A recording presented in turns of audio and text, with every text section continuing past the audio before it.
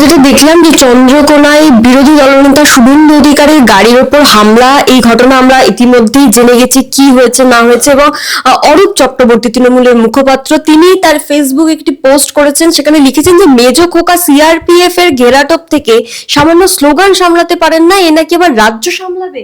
তোপ দাচ্ছেন। 2026-এর নির্বাচনটা যেতে দিন, তারপরে বুঝতে পারবেন যে কে কি সামলাতে পারে, কে কি সামলাতে পারে না। আমি তো কালকে বলেছি যে মমতা বন্দ্যোপাধ্যায়ের যদি হিম্মত থাকে, এই যে এরা এত বড় বড় বাতেলা ঝাড়ছে, পুলিশ প্রশাসনকে সরিয়ে নিক।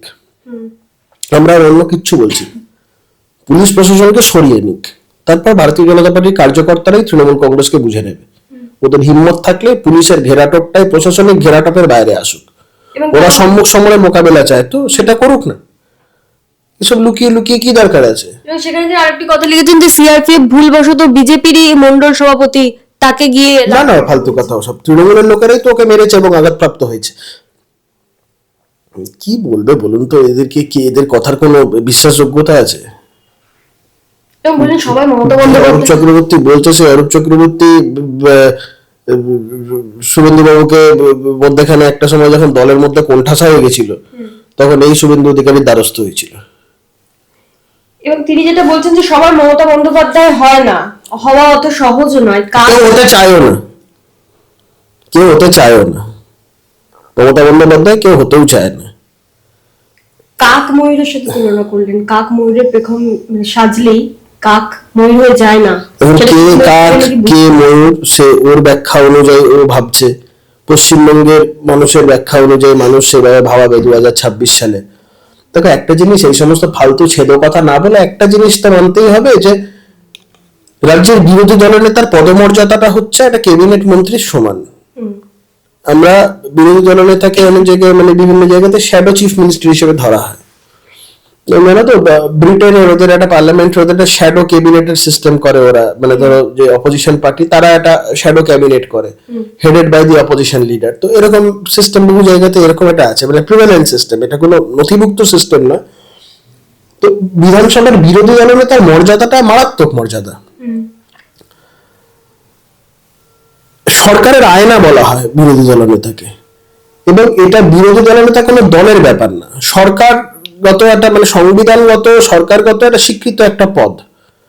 তো তার উপরে যখন এই আক্রমণ হচ্ছে, এটা বুঝে নিতে হবে যে পশ্চিমবঙ্গের গণতন্ত্রের অবস্থা কোন জায়গায়, কোন জায়গায় পশ্চিমবঙ্গের গণতন্ত্রের অবস্থান। যেমন মমতা বন্দ্যোপাধ্যায় যখন বিরোধী নেত্রী ছিলেন, একাধিকবার মমতা বন্দ্যোপাধ্যায়ের উপরে সেই সময় তৎকালীন বামফ্রন্ট সরকারের তরফ থেকে আক্রমণ হয়েছে, সবাই তার নিন্দা করেছে, মমতা বন্দ্যোপাধ্যায় স্বয়ং এর বিরুদ্ধে গর্জে উঠেছেন, প্রতিবাদ করেছেন।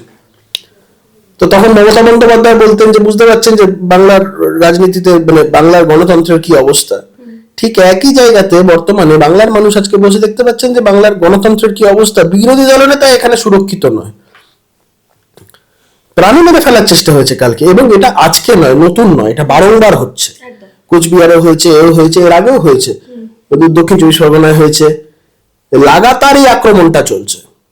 এবং শুভেন্দু অধিকারীর উপরে রাগটা থাকাটা তো স্বাভাবিক, কারণ তো নো সেটিং অপোজিশন লিডার। এ তো আর অতীতে কোনো অপোজিশন লিডার বা অপোজিশন পার্টির মতন এমন না যে নবান্নে গিয়ে ফিস পাই কফি টফি খেয়ে চলে আসার মতন পার্টি।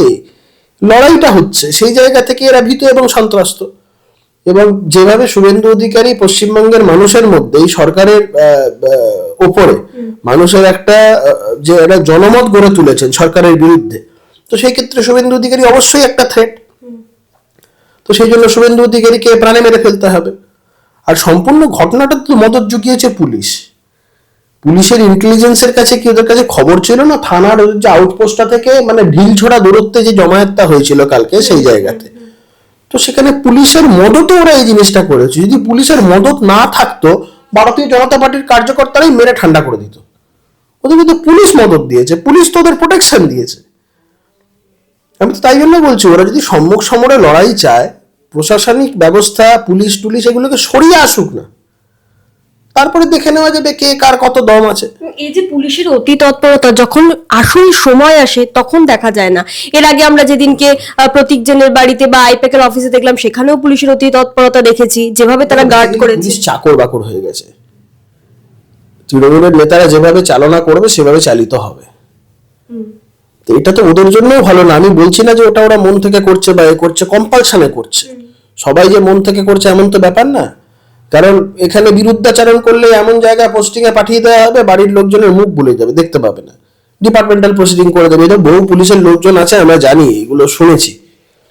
ব্যারাকপুরের যেমন এই লাটবাগানের যে পুলিশদের যে কোয়ার্টার গুলো আছে, গভর্নমেন্ট কোয়ার্টার গুলো আছে, কি দৈন্যদশা অবস্থা। আমাকে একজন পুলিশের লোক বলছিল যে কিন্তু দাদা প্রতিবাদ করার জায়গা নেই, প্রতিবাদ করলে কোচবিহার পাঠিয়ে দেবে, প্রতিবাদ করলে এমন জায়গায় পাঠিয়ে দেবে, মুর্শিদাবাদের এক ভেতরের জায়গায় পাঠিয়ে দেবে, যাতায়াত করা যাবে না, থাকাও যাবে না, একটা বিদিকিচ্ছি এই পরিস্থিতি।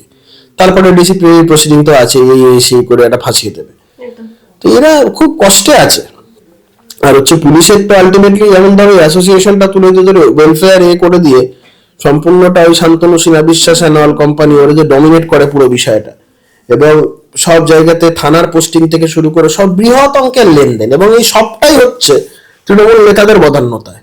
মানে এক একটা থানার আইসিওসি পোস্টিং হচ্ছে, সেখানে বৃহৎ টাকার লেনদেন হচ্ছে। এটা পুলিশ মহলে সবাই জানে, সবাই সবকিছু, আমি যে কথাগুলো বলছি এটা সবাই সবকিছু জানে, কিন্তু কারোর কিছু বলার সাহস নেই। কিন্তু আমি বলছি এই নিচু তলার যে পুলিশের যে অংশটা, তারা কিন্তু প্রচন্ড ক্ষুব্ধ, তারা কিন্তু প্রতিজ্ঞাবদ্ধ, মানে এইবারে সরকারটাকে বদল করার জন্য। তারা বুঝে গেছে যে এইভাবে চলতে পারে না, এবং তারা ইতিমধ্যে বলা শুরু করছে যে পোস্টাল ব্যালট গুলো ইতিমধ্যে দখল নেওয়ার যে প্রক্রিয়াটা, যেটা আগের বারও করেছিল এবং সেই জিনিস আবারও শুরু করেছে। তো এই বিষয়গুলো সবটাই আছে। তো আমি যেটা বলতে চাইছিলাম যে পুলিশকে ঢাল হিসেবে তৃণমূল ব্যবহার করছে, আর কিচ্ছু না। এই ঢালটা যদি ওদের না থাকতো, তৃণমূলকে মেরে এতদিন বান্ডিল করে দিত বাংলার জনগণ, ভারতীয় জনতা পার্টির কার্যকর্তারা মেরে বান্ডিল করে দিত। এই যে এত অসভ্যতা ওরা শুরু করেছে, এটা তো পশ্চিমবঙ্গের রাজনীতির সাথে খাপ খায় না।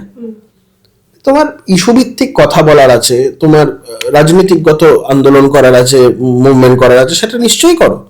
বিরোধী দলনেতাকে রাজনৈতিকভাবে আক্রমণ করো, মুখ্যমন্ত্রীকে রাজনৈতিকভাবে আক্রমণ করো। সেই জায়গাতে এই ধরনের হিংসাত্মক ঘটনা যদি তোমরা চাও, আমরা তোমাদের ভাষাতেই উত্তর দিতে প্রস্তুত। কেন ফালতু বলতো পুলিশকে ঢাল হিসাবে ব্যবহার করছো?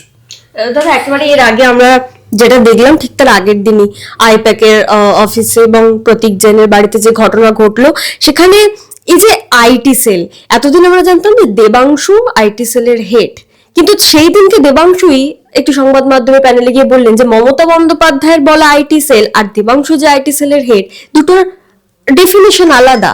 এটা ইনফরমেশন টেকনোলজি আর ওটা ইনসাইড ট্র্যাকার। মানে এটাও কি সম্ভব? জানি না, আমার ও তো তৃণমূলের আবার আইটি সেল, তার আবার এই সেল ওই সেল, ওই ওই মাটির ভাড়ের হ্যান্ডেলের মতন অবস্থা। প্রতীক জৈন তো তৃণমূলের কেউ না।